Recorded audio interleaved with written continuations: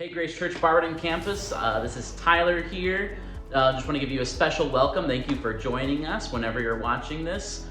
Just a few announcements for you. So if you didn't know, we have a retreat for our students coming up. So this is for 8th through 12th grade students, and we're going to Camp McPherson the first weekend in March 5th through the 7th. It's going to be a blast. We already have a ton of kids registered. You did miss out on the early bird price if you haven't registered already, but it's still not too late. You can still go on our website, barberton.gracechurches.org, and you can get all signed up there on our homepage. We hope you have a great week, and let's worship together. Hey everybody, welcome to Grace. My name is Paige, and I'm so glad that you're joining us for our online weekend experience. If you will join us in worship, we are so blessed that we get to join together, whether that be through the camera or in person. How special it is that we can still connect in these ways. We can still be worshiping the King of Kings, the King over all creation, the God who has set this world in motion, who is continuing to provide for us day to day. We're so glad that we get to do this together and sing together, so let's do it.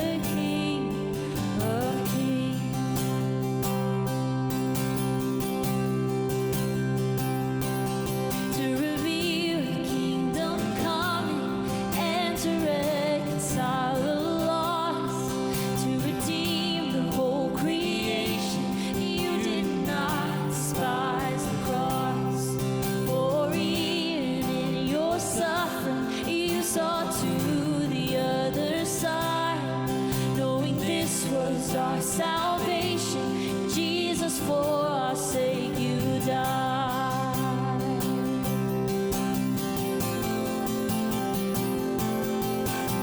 Praise the Father, praise the Son, praise the Spirit, three in one. God of glory, majesty, praise forever to the King of Kings.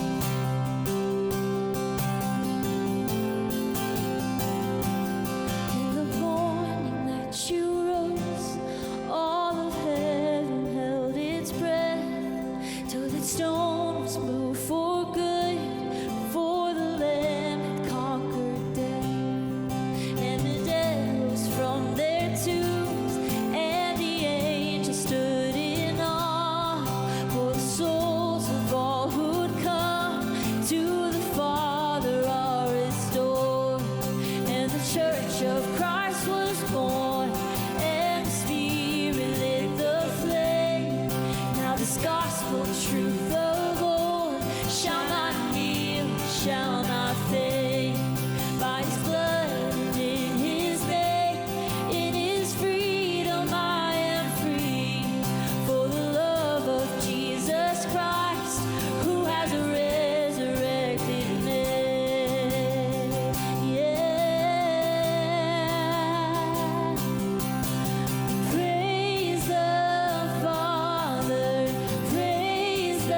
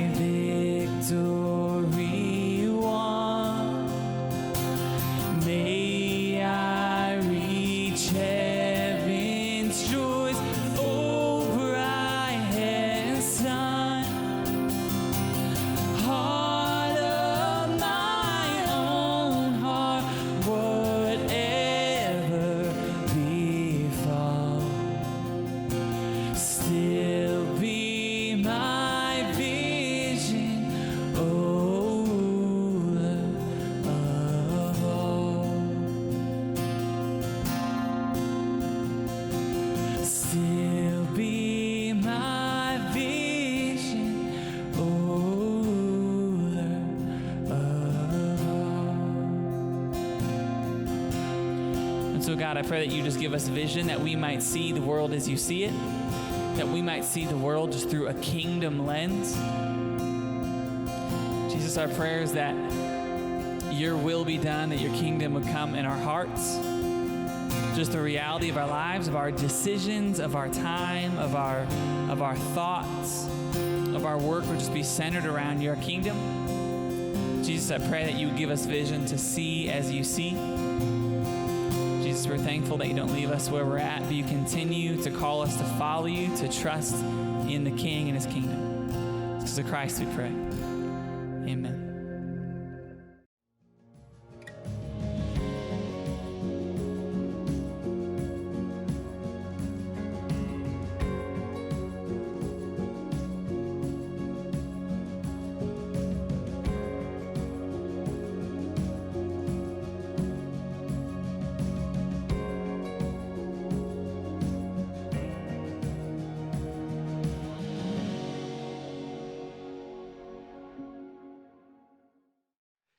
Well, hey there, and welcome to our online weekend experience. My name is Joel, and if we've not met before, so glad you are joining us. We'd love to hear from you. Go to the online weekend experience tab, fill out the connection card. It's just a way of connecting, communicating with you as we continue to move forward. And another way that's just real simple to connect with us is through our app.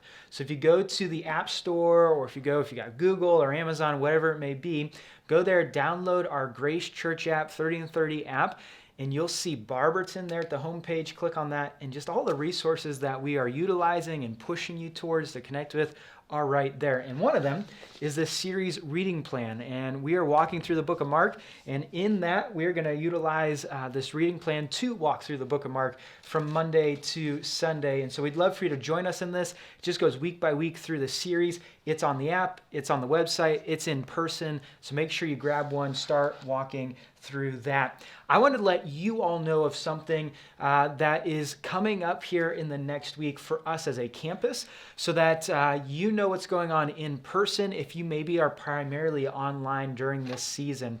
First off is this: thank you so much for joining us in this season through the online connection, through the online weekend experience. We're so glad you're a part of the church family and engaging with us there. I know many of you are connected to life groups or in family ministry stuff. Your kiddos are there. So we're just grateful for your investment in that way. And as we've been walking through this season, one of the passions of mine is that we don't wait for normal to return, but we run into what God has in store for us and the vision that he's laying out for us.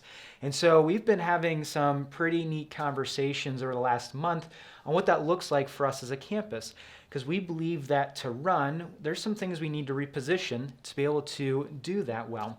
And one of those things is our services. Now, in person right now, we have two services, one at 9, one at 10:45. And right now, we are just seeing maybe in those two services and having two services, that's providing some disunity, disconnection for the size of people that are coming in service. And so we really feel like our best foot forward is to go to one service to capitalize on what we're experiencing in person right now and the amount of people that are coming to be able to draw together as a community. And for some of the reasons that we're doing this, I would say first and foremost, we want to synergize us as a campus to saturate. We really want to draw together, create some energy, some synergy from everyone that's in person to be able to run into the vision of saturating our community for the love of Jesus Christ and to show them the love of Jesus Christ. And so we're excited to do that from the front, but seat to seat also. The other thing is to be effective, to bring energy. And so there's just some different ways that going to one service allows us to be more effective with our tools and resources, our time, and our people to be able to bring the most energy to that service as everybody comes to engage with that. And then lastly, this will be the most visible, just to bring unity in community, that those that are a part of our campus will be able to see everyone that's in person at this time, to draw together in person, be able to encourage and equip each other as we run into the week that God has in store for us. So if you are purely online right now, I just want you to know that that is where we're headed as a campus. You'll hear some more as we go into this week from the weekly email. But also, if you're thinking about coming back in maybe months to come, that will be the new rhythm. that starting next week, February 28th, we will be going to one service at 10:30, okay? 10:30 in the morning, and Power Kids will be available during that service time. And so if you have any questions, let us know. But as maybe you think about jumping back in, whether it's in the spring or summer or beyond, that's the rhythm in this season we're moving forward in. We're praying that God does some amazing things and blows our minds, that in seasons to come, we'll have to move back to 2 services because we're reaching people for Jesus, that God is building his church and disciples are multiplying. So we're excited about that conversation. Please let us know if you have any questions, but we're just grateful that you're engaging this morning, grateful that you're having this conversation with us. Let me just ask you this question. Who is the king of your life? Who is the king of your life? We're asking this question throughout this series, and I just challenge you to write it down. I've forced myself to ask this question because throughout this series, we are going to be looking at who is the true king. Because there's a lot of little K kings, right? Little kings that we can follow, that we can pour our life into, we can be directed by, that ultimately is leading us in a different kingdom than the true king is ushering in. And so last week we started with this. We started by saying the king is divine. That the King Jesus, the true king, is not just another king. He's not just a king. He's just not a earthly king. He is the divine king. Divinity. He is God. And all of that we talked about last week, it comes along with him being king, the power, the love, the grace that we get to see in that, and it's an audacious claim. But because of that, his kingdom is subversive. That the king is divine, and he invites us into a relationship. He invites us into a relationship in saying yes to that relationship. We get to then live by the values and the vision of his kingdom that we see him ushered in when he came to this earth, and we will experience again when he returns a second time. But while we're in this earth and we're in this kingdom, the kingdom of darkness in this world, reigning by sin and all of that, we get to live by kingdom values. And it's a subversive kingdom. It's an upside down kingdom while we live on this world. So things are going to look different. We're going to serve and care and love because that's how our king led. That is how our king, his character is, and how he led on this earth and continues to lead. Now, the king of your life has authority in your life. It's just something that's just very true. Whether you're following the true king, who is Jesus, or you're following any other little king or any other earthly king, right? The king of your life has authority on your life. That means whoever the king is of your life will give your life direction, will give your life vision. That's where you'll draw your orders and your guidance and your opinions and beliefs from. And I find it fascinating because I used to be a chess nerd. I loved chess and playing chess, and that drew from a 5th grade experience. My teacher, my 5th grade teacher, was the best teacher I've ever had. So he took months out of our school year. He would pick a period and we would learn how to play chess, which was just a bunch of fun. And as I learned how to play chess, something struck me very interesting, is that as you learn to play chess, you learn the moves, you learn the different board and the different pieces on the board, the king is a central figure for both your side and the opposing side. That really the king is the one that you are trying to protect. But what's real about that is that every move and direction and piece that you kind of place is all led by where the king is at and how to protect the king and where their king is at, because you're trying to kind of pin their king into a corner. And I love the game of chess because there was strategy, there was kind of different pieces to it, there was different fun to it. Every game was different, but every game had the same kind of basic grounding to it. You had to protect your king, and you were going after their king. And that is where the authority of the game was led. I watched a movie years later called The King of Life. Now it's about a guy who got out of prison, and he learned how to play chess in prison. He got a job in a school and ended up kind of creating a little club of inner city kids that learned how to play chess. And he said this, that the king has authority on the board. That the king is what the board is all about. That the game is all about the king. And so the king dictates every move, decision, desire, because it has the authority on the board. And that's not just in the game of chess. That's also in the game of life. That the king that you serve, the king that you follow, the king that you're giving your life to, it has authority in your life. That king does, whoever it is. The king has authority on the board of your life, so your opinions, obedience, vision, dreams, rhythms, beliefs are directly tied to who the king of your life is. And what we're talking about this series is who is the true king? That king is Jesus. And that king leads with true authority, which we're going to look at today on how he kind of directs us with that. But if we're going to follow the true king, we have to be willing to lean into his authority in our life. Be willing to trust that. Be willing to trust his leadership, even though it may look upside down at times, and even though it may look different at times, and even though it may feel different at times. That's where we get to lean into. Now, in Mark, we see in chapter 1, he talks about this kind of introduction of the king. Talks about the introduction of the king, and the king, where we kind of left the conversation last week, he's saying, follow me. Jesus says to his first disciples, follow me. So we ask this question, are you following the king? Well, Mark, he just continues to go, and really the first 8 chapters of Mark talks about who is the king. Who is the king, and what is he all about as he continues to flesh that out. Now, in Mark chapter 2 and 3, we're just going to dive in there and start. And Mark, remember, he's writing to a Roman audience from Rome. He's not only writing to a Roman audience who is being ruled and reigned by Roman emperors and the Roman Empire, but that's the scenario and the setting that he's talking about these stories of Jesus in. And so we see ultimately that is the conversation, and that is what people are seeing when they're talking about who is king, when they're talking about the earthly kings they're watching. That's the authority, that is the powers that they're watching. Those earthly emperors, those earthly kings in Rome, they would have been leading with power and control and authority selfishly for themselves. That's what their desire was. So this is what Mark is writing into, right, as he's writing into this context. Now we're going to start in chapter 2, verse 23. Okay, chapter 2, verse 23. This conversation where we're going to start is one of the most intense conversations that happen amongst the Jewish nation. This is a conversation that was kind of very much in front of and very important to the Jewish people and the leadership there. Now, Mark writes this. He starts in verse 23 of chapter 2. One Sabbath, okay? Which sounds like it could be a song title. I'm not so sure. I'll write it up and we'll kind of see later on. But one Sabbath, what is he talking about here? You might have heard the word Sabbath before.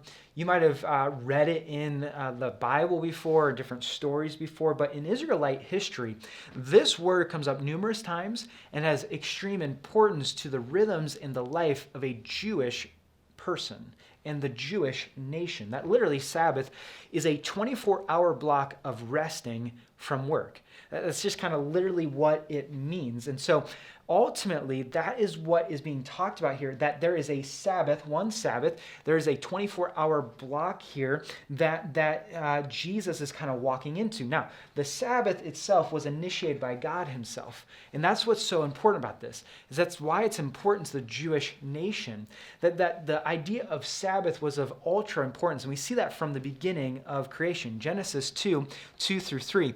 We see this: by the seventh day, God had finished the work he had been doing, so on the seventh day, he rested from all his work. Then God blessed the seventh day, made it holy, because on it he rested from the work of creating that he had done. Now, he didn't rest because he was tired. He rested because he was satisfied in the creation that he created. But it doesn't just stop there. He also puts into the 10 Commandments. God himself does. And so we see this in Exodus 20. Remember the Sabbath day by keeping it holy. 6 days you shall labor and do all your work, but the seventh day is a Sabbath to the Lord your God. So this Sabbath, like I said, is a 24-hour period of rest that is holy to the Lord, based on the rhythm he set at creation, not because he was tired, but because he was satisfied on the work that he had accomplished and completed. And he was satisfied that he allowed himself to rest, and he initiated this in the Jewish nation. And so I'm reading a book right now that talks about Sabbath and talks about Sabbath rhythm, and literally it's to stop. It's to stop, whether working paid or unpaid. It's to rest, resting physically, mentally, emotionally, right? Taking a nap, sleeping, whatever it may be, resting your body. To delight, Do something that you enjoy, something that brings you joy on this earth, the gifts that God has given you, and then contemplate. To contemplate and worship God, to saturate in the gospel. That we see that this rhythm was set in place, but really, this rhythm was set in place so that they would look back on who God is and what he's done for them. And he mentions that in Deuteronomy 5:15. This is what's written kind of in the law and reminder to the Jewish nation. Remember that you were slaves in Egypt. If you remember the early part of Exodus, right before they exited Egypt, they were slaves in the Egyptian nation for some 400 years. And so their rhythm of life was to work every single day, 7 days a week. And they would work numerous hours, and that was their identity. They were slaves to their work. They were slaves to the Egyptian nation. And he says this, and that the Lord your God brought you out of there with a mighty hand and an outstretched arm. Therefore, because of what God has done, what God has rescued, therefore, the Lord your God has commanded you to observe the Sabbath day. That ultimately the Sabbath was a day for the Israelites to rest in their identity in God. God's identity for them, not in the identity of being slaves in Egypt. He's like, remember, I've rescued you. I love you. You are valued. My grace has just brought you out of there. And now you are fully, right? You are my people. And now you can embrace that and celebrate that, live in that by celebrating and practicing the Sabbath. You're valued, you're loved, you're under my authority, you're experiencing my freedom, this joy in what I've worked. And so we see that the Sabbath was a very important conversation because it wasn't just a command to kind of settle down for a day and rest, but it really spoke into the identity of the Israelite nation and their practice of that, and God inviting them to remember that. But also, it also led into the authority of God being king of the Israelite nation and remembering what he has done for them and what he has brought them from. But what's interesting enough is that remembrance and that freedom of the Sabbath very quickly changed because over the course of time, conversations happened and very different things played out of the Sabbath conversation. That in Mark 2:23 and 24, we see this. Jesus was going through the grain fields, and as his disciples walked along, they began to pick some heads of grain. This is kind of just like if you're walking through the forest, you see a blueberry patch, you're picking blueberries, right? You're just enjoying a good time hanging out. The Pharisees said to him, "Look, why are they doing what is unlawful on the Sabbath?" They're talking to Jesus and saying, why are you picking heads of grain? That you're not supposed to do this. Now, what's interesting enough is what Jesus and his disciples were doing was very much lawful. They were picking heads of grain, and in Israelite law, Jewish law, that was an okay thing to do in kind of the neighbors' fields and things of that nature. The problem was they were picking grain on the wrong day. They were picking grain on the Sabbath. Now, have you ever been in a situation where you weren't doing something wrong, but it just didn't fit the situation? Like what you walked into and what you were doing just didn't fit the situation. It didn't fit the day. It just felt off. That's kind of what we're talking about here. And I remember when me and my wife, we were on our honeymoon, we're enjoying being married. It's the first week and we're just kind of enjoying it up. We're staying in a cabin down in Amish country. And a part of that is we got to go out to eat and just kind of enjoy being together. So we went out to eat and we got all fancied up, okay? My wife wore a dress. I got a suit and tie out. We were going to make this like super romantic dinner date, go out and have a good old time. And we chose a restaurant. We chose an Amish restaurant, and we walked into that Amish restaurant, and I kid you not, we walked in looking 5-star, looking high class, and everybody looked at us like we were in the wrong place, because ain't nobody was dressed like that in the restaurant, right? Ain't no one was dressed to the nines like we were. It looked weird, and it looked off. And I can imagine what we weren't doing anything unlawful like the Pharisees are claiming with Jesus and disciples, but literally what Jesus and disciples are doing, right? They're just doing they're picking heads of grain that they're allowed to do. It just was on the wrong day. And it points us to this, that the Pharisees, who are the religious hierarchy of that time, the religious guys that kind of made the rules, they all of a sudden, instead of enjoying the freedom of the Sabbath, they kind of made a rule book for the Sabbath. that literally inside of their religious duties and inside their religious leadership, they chose 39 rules, 39 things to hold to as people practice the Sabbath. That you had to make sure that you didn't just rest on the Sabbath, but you didn't do these things on the Sabbath so that you could be in the right religiously. And these rules were the what not to do on the Sabbath rules. And like I said, they created a rule book instead of enjoying the freedom of the Sabbath. And Jesus, he has some questions for this. He has some thoughts for this as you continue in 25, verse 25. He answered, "Have you never read what David," referring to King David, "did when he and his companions were hungry and in need? In the days of Abiathar, the high priest, he entered the house of God and ate the consecrated bread, which is lawful only for priests to eat. And he also gave some to his companions." What he's saying here is he's pointing to an earlier king. He's pointing to David, where Jesus' descendancy comes from and kind of his family history is from. It says David, who is a king appointed by God, had the authority over the Sabbath, which allowed him to eat the bread, the consecrated bread that was given in front of the presence of God on Sabbath in the temple, right? That only the priest could eat, only the priest could handle. What I think Jesus is talking about here, he doesn't want them to miss this. He doesn't want them to miss that he is the true king with the true authority. That he is the true king with the true authority. And when we recognize that he is the true king, right? He is the divine king. We all of a sudden can trust the authority that he has in our life. That we can trust the things that he's put in place in our life. We can trust the ways he's directing our life. We can trust the wisdom that he's pushing us into life. That we can trust his authority over life. And he says this in verse 27. In verse 27, he alludes to his authority through his identity. He then said to them, the Sabbath, okay, the day of rest, this 24-hour period from work, was made for man, not man for the Sabbath. That the Sabbath doesn't lord over the man. That the man wasn't created after the Sabbath. That the Sabbath was created for man. It was an invitation, right? And then he says this, so the Son of Man is Lord even of the Sabbath. I want you to write this down. The King is rest. The King is the rest, the ultimate, divine, perfect rest. That's the thing, the rest that we can run to.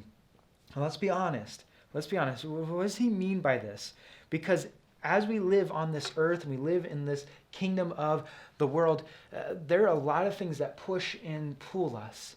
There's a lot of things that push and pull us. And so when you talk about this idea of rest and that the King is rest, right? There's a lot of conversations that can come with that because in our world, right? In our world, we have to kind of force rest into play.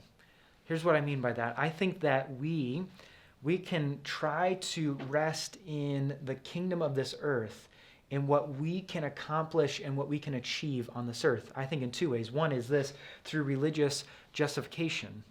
That in religion, I know exactly what to do, and religion is a detailed focus, self-justification.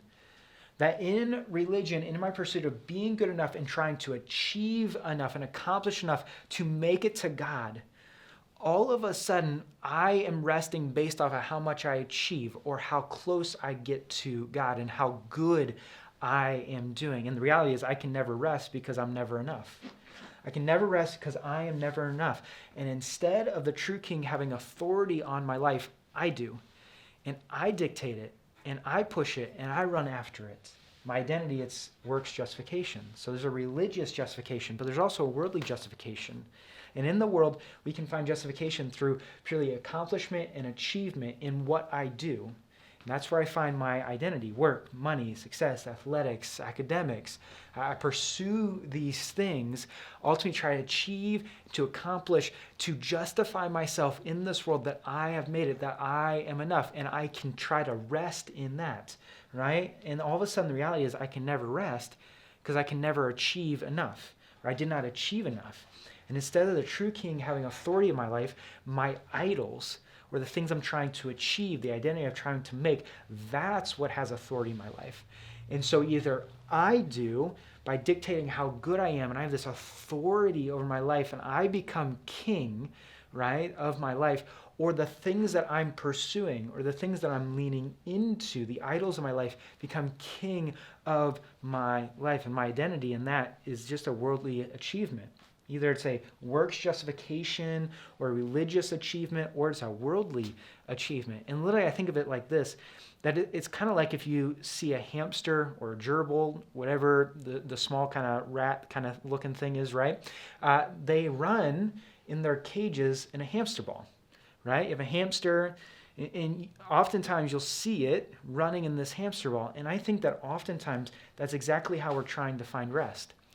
We try to find rest in how much I can do or how good I can become or what I can accomplish. And so it's just like a hamster in a hamster ball where it's just running. And literally there is never an end to it. There's no end game to it until I fall out in just complete exhaustion because I can never find true rest in and of that self and in and of myself or what I can try to accomplish. And all of a sudden, when I look to the true king, I see that his authority as king goes deeper than just creating the rhythm of Sabbath for us, that literally our king is the Sabbath. Our king is the rest. That when Jesus says he's Lord of the Sabbath, he means that he is the deep, fulfilling, real rest that only our souls can actually find rest in. That he is the one that only fulfills in that way. He's the one where deep, satisfying rest can be found. And I continue to pursue these other things. I'm just running on the hamster ball. That when we rest in the good news of the King, that's where I find complete satisfaction. What the King is inviting us into is to rest in what we receive, not what we achieved. That's key, and we've talked about that in the gospel series. That he wants us to rest in the finished work of what he has done on the cross and then rising again, defeating death and sin at the grave. And that's what he wants us to rest in. That we can never rest in being enough. We can never rest in doing enough. We can never rest in achieving enough because ultimately he is the only one that has achieved and done for us what we could not do. And so we can rest in that. And ultimately, that's where our purpose, our meaning, our identity comes from because he's finished the rat race, per se. He's finished this competitive getting to this mark, getting to this place that is just kind of undefined. He says, it's over, it's done. I finished it on the cross. You're trying to fulfill, you're trying to satisfy, you're trying to save yourselves to get to a point where you can say, I have made it, I am good enough. I can find satisfaction in who I am and who I've become. And ultimately, there is no mark. And so that rest that we're so deeply pursuing and that rest that we're so deeply trying to find in either the king of myself or the kings of this world will always leave me empty. Because only in him will I find complete and true rest because he is rest. Our king is rest. He says, rest in me. Rest in my love. The love that I've poured out on the cross for you. The love that has saved you from your sins. Saved you from your sins so that you can have a relationship with me. You can rest in my grace, the gift, the undeserved gift of me sacrificing my life on the cross for you, that you could never earn on your own, that you could never do enough for. Rest in that. You don't have to keep trying and doing. Rest in that. The mercy of me not giving what you deserve, right? The punishment for my sins, the sacrifice for us. And so ultimately, it leaves us at this point. Because ultimately, the king, the true king of the universe is offering us rest and is rest, and he wants us to respond to that. He wants us to respond. And so I ask this question, have you rested in him? Have you rested in him by saying yes to him? Listen, this is a key component to this conversation. Because if we ever want Jesus to have authority of our life, have the guidance, the direction, the wisdom to order and push us towards, we first need to see that he's the only one we can find true rest in. That if we can't rest in him as king, then we'll never allow him to have authority of our life as king. it's misplaced. It can't happen. It will never go. And so ultimately, have you rested in him by saying yes to him? Saying yes, believing and trusting that what he has done on the cross, is finished. And that is the love and the grace that's demonstrated there you can rest in, and that is where your salvation is found. That's where your identity is found. That's where your love is found. That's where your eternity is found. That's where your purpose and meaning is found. Can you rest in that? And have you truly said yes to that? Or are you trying to fulfill it through work and other things of that nature? Which then would lead to this: do I trust his authority? Do I trust his authority in my life? The direction he leads me, the things he calls me to, the things that he guides me in, the things he puts in place as a rhythm of my life. Because once I say yes to Jesus as King and I rest in him as King of my life, who has done for me on the cross what I could not do for myself, then all of a sudden I hand him the authority to my life to direct and guide me. Matthew 28 says this. Matthew 28, Matthew is writing, he's talking about Jesus, he just rose from the dead. Now think about that. His disciples have an interaction with him. If you ever meet someone who rose from the dead, automatically there's just instant authority in that person's words, right? That's what Jesus says. He comes to his disciple and he says, all authority on heaven and on earth has been given to me. And I'm like, yes, it has. You just defeated death and you rose from the dead. All authority is due to you, right? And ultimately we see that as King, because of what he has done through his death and resurrection, all authority is given to him, and all authority, when we say yes to Jesus, is given to him for our life. And so do I trust the authority that he has in my life? Do I trust the direction that he's leading me in my life? Can I rest in what he has done for me so that I can start being led by the authority of the King in my life? Because when I start to trust his authority, listen, it's key. You believe and rest in what he's done for you on the cross. And you say, I want to follow him. And by following him, I trust him, and I trust where he's going to lead me. And I trust where he is guiding me, where he's directing me. And when I trust his authority as King of my life, I can start to enjoy the gifts he gives me in this life.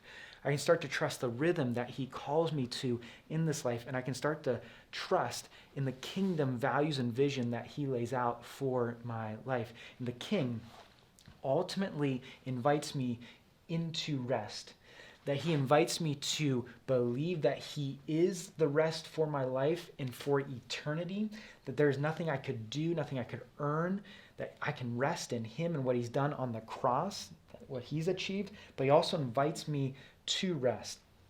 That the King created this idea of Sabbath and this idea of rest as a gift, not a burden. The Pharisees made it a burden by putting rules and legislation and laws to it, right? He invites us into this, right? He has fulfilled already, but he invites us to continue to run into the rhythm that he has created for us.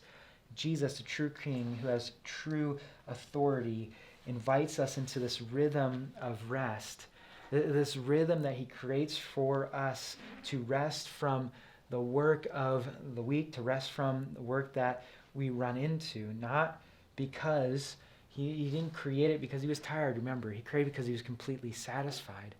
And so ultimately, if Jesus is King of my life and I rest in him as King of my life, all of a sudden, I can start to look to the authority that he has in my life and run into what he has placed and invited me into for the gifts of my life. And a part of that is he's invited me to enjoy the gift of rest, to be restored and be reminded. To be restored and reminded that he is King, and what he has done for me, I could not do on my own. And so what's interesting is Mark 2 ends with a Sabbath conversation, a conflict, where he says, I am Lord, I am King of the Sabbath, that I have authority over the Sabbath. I'm the one who is ultimate rest. But then it continues in Mark chapter 3. What I think is interesting is there's just another conversation about Sabbath. Mark puts them up right next to each other. I don't know exact timeline, right? Scholars don't know exact timeline if they're right next to each other. But ultimately, you see the importance of this conversation. It's the importance of this conversation that we see in chapter 3 that continues. Another time, Jesus went into the synagogue, and a man with a shriveled hand was there. Some of them were looking for a reason to accuse Jesus, right? Talking about religious leaders. So they watched him closely to see if he would heal him on the Sabbath, which was a big no-no. That was a big no-no in the laws of the Pharisees and such. Jesus said to the man with the shriveled hand, "Stand up in front of everyone." Then Jesus asked them, "Which is lawful on the Sabbath, to do good or to do evil, to save life or to kill?" But they remained silent. They remained silent because not in the laws, they were allowed to save if there's a life-threatening situation. And so Jesus, he's presenting these real situations, and he's presenting this real conversation saying, hey, like good, save a life, can we do that on the Sabbath? Where's your law? Where's all this kind of starting to make sense or break down? He looked around at them in anger and deeply distressed, I think for a couple reasons we'll talk about, at their stubborn hearts, and said to the man, "Stretch out your hand." He stretched it out, and his hand was completely restored. The Pharisees went out and began to plot with the Herodeans how they might kill Jesus. Now, when we trust in Jesus as our rest, ultimately we start to live by his kingdom values and vision, and in his kingdom and living in his kingdom, his rest restores. He restores. And ultimately, this practice of resting, this practice that he invites us into, and really the grace and the gift of that invite, it restores us. Now, Jesus on the Sabbath, he restores this shriveled man's hands.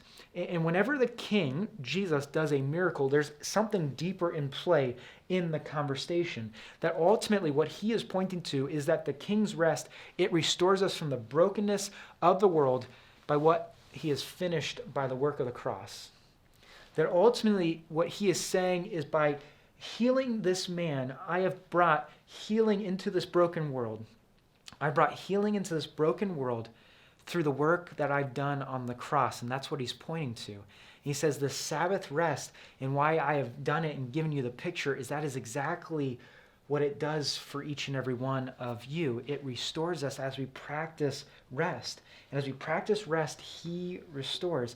Now, Sabbath is an invitation to live in this subversive kingdom, in this upside-down kingdom, because let's be honest, this idea of rest is upside down in our world, in our go-go girl, accomplish, achieve world. I think there's some key things that resting kind of point us to about Jesus being king, but when I practice rest, or when I practice Sabbath, it replenishes, it restores, it repairs. As I walk through the week, I live in the God-given ability to work, which depletes. And what happens is rest, it allows me to be replenished and restore these spiritual nutrients. Right? Think about it in kind of the idea of soil, right? Love and joy and peace and patience and kindness start to be restored as I sit down and I look to the rest that I can have in the King, and ultimately the rest that I have in his kingdom and the vision and values that he gets to lead by. I think of it like spiritual Gatorade almost. It's kind of like the day of rest is like your spiritual Gatorade. You have the electrolytes that kind of replenish and restore what you lost in working out and in practicing, whatever it may be. Rest brings restoration. I just kind of inherited my grandfather's coin collection. He collected quarters of all 50 states, which that used to be a thing where they had the states on the back and each state had their own quarter. And so I collected that, and I was thinking about this in regards to not just quarters, but I've seen this on the internet where people will take old pennies, they'll dip it in the vinegar, dip it in the salt. All of a sudden, the copper penny that was extremely dirty from the 1960s, and over time it's just gotten dirtier and dirtier, right? All of a sudden, placed into that pan will restore back its color, restore back the copper, restore back what it was. And as we sit in the day, as we sit in resting in what he has done and saying, I'm going to rest from work, I'm going to kind of pause from things, I'm going to delight, and I'm going to contemplate and worship God, all of a sudden it restores inside of me who I am and what he has called me to. But not just that, but who he is and what he has done for me. We see this in Matthew 11, 28 and 30. The Message translation, because I think it's just worded in a neat way. Are you tired? Worn out, burned out on religion? Come to me. Get away with me, and you'll recover your life. I'll show you how to take a real rest. Walk with me and work with me. Watch how I do it. Learn the unforced rhythms of grace. I won't lay anything heavy or ill-fitting on you. Keep company with me, and you'll learn to live freely and lightly. He's like, join me. He's like, join me in this rhythm of rest, the unforced rhythm of grace. That when we decide to live in that rest under the authority of our King, what we're doing is we're living in this unforced rhythm of grace. The grace that looks to what he has done and the grace that we can live in, which ultimately leads me to that. In his kingdom, his rest reminds. His rest reminds who he is, what he has achieved, and what I have received from that. I can rest in the King and what he's done on the cross and resurrection. And I think that it's interesting watching the story of Mark 3 play out, because he's deeply disturbed at one point. He's deeply disturbed. He's brought to anger. And I think first is because the Pharisees, the religious leaders, do not recognize him as the true king. And second, they do not see the gift. They do not see the gift of rest that was given to the people. What's interesting, both in religious and irreligious circles, they tend not to see the gift. In religion, rest is a selfish gift to gain God. Rest is selfish to gain God. In the world, rest is selfish to gain more, right? And all of a sudden, it's going back to resting in other kings. That I don't truly rest in him. I don't truly rest in the true king and allow his authority over the Sabbath and his authority over rest and his authority over this world to lead me into that day of restoring and reminding, but rather it leads me into trying to gain and trying to accomplish, right? And in rest, I'm reminded of who he is and what he's done. I trust in him as king, his authority, his reigning, his ruling, and his leading. When I'm willing to take a day and to rest and to ultimately worship God, delight in the gifts he's given me, to rest from the work of what I've done that week, I look back and I'm satisfied in what I've done, but ultimately I look back and I'm reminded that he has ultimate authority, that he is leading in my life, that as I step back, I'm reminded that I am not the one leading in my life. I'm not the one just working in my life. He is. I trust in his kingdom. I trust that by loving and serving and him ultimately saving, that is the rhythms of his kingdom. I'm reminded of what that looks like and how to run into that in the week to come. I trust in my identity in him. That as I rest, my identity, all of a sudden, it's reminding me as I rest and I sit in the gospel and the goodness of who he is. My identity is not based on what I've done that week, what I've accomplished and what I've achieved. No, it's based in the King. It's based in the King. And ultimately, in that identity, I can be led by his authority, which ultimately guides me into rest so that I'm reminded and restored. And in rest, I'm reminded and restored to be able to run. And I believe this kind of tags to the conversation last week, where I asked, are you willing to follow the King? Are you willing to run into the lost, the broken, the hurt of this world? If we're not willing to rest and put a practice of rest into place, right? It's not a command, right? It's not a law, right? It's not something that we have to follow, but it's an invitation. And if we are willing to jump into that invitation, I believe we'll be restored on a weekly basis. We'll be reminded so that we're able to run into the lostness and the brokenness of this world. We're able to run into people's lives, not based on this accomplishment, achievement, identity I'm trying to build, but based on who God is and what he has identified me as through the work of Jesus on the cross, which allows me to understand that I'm a child of his, that I'm an ambassador, and that I'm in this with him. The more I do that, the more spiritual Gatorade that I drink, right? The more I can run into the kingdom of darkness with my King. And the more that I see who he is, what he has called me to as a part of his kingdom. And the more that I kind of reminded of that, the more I sit in his love, the more that fleshes out. So do you trust and do you have true rest in the King? Do Do you have true rest in the King? Resting in what the King has done for you, not in what you are trying to accomplish and achieve. No. But resting in what you've received from him. Do you trust in that? Does your life resemble that? Is your life being lived based off of that? Is that the relationship you have with him? And then in light of that, does the King have true authority in your life?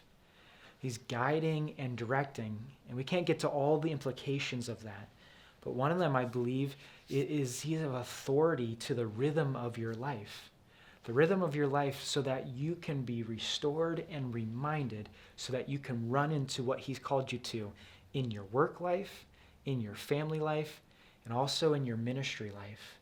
That as you stop and you rest, you delight and contemplate on him, that ultimately it allows you to run into the kingdom of this world by following your King to have investment impact into people that are lost and broken.